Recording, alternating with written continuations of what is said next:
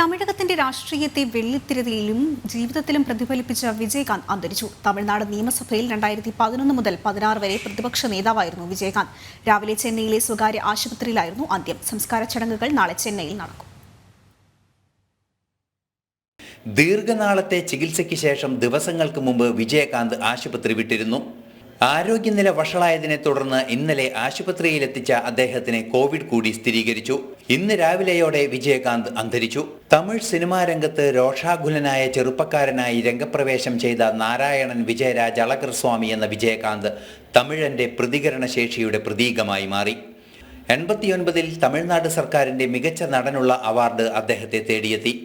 തമിഴന്റെ ഉള്ളുരുകുന്ന പ്രശ്നങ്ങളെ സിനിമയിൽ ആവിഷ്കരിച്ച ജനകീയ നായകനായിരുന്നു വിജയകാന്ത്.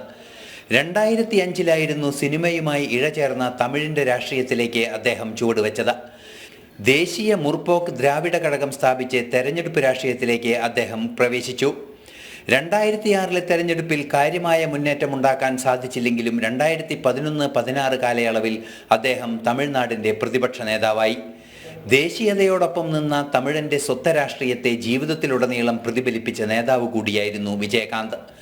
അഴിമതിക്കും സ്വജനപക്ഷപാതത്തിനുമെതിരെ വെള്ളിത്തിരയിൽ ഗർജിച്ച വിജയകാന്ത് രാഷ്ട്രീയത്തിലും മുഴക്കത്തോടെ ആ ഗർജനം തുടർന്നു.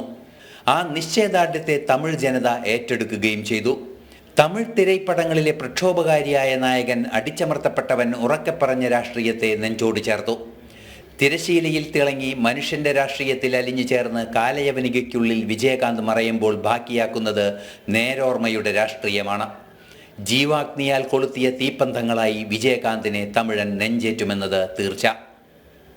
കൾച്ചറൽ ഡെസ്ക്, ജനം.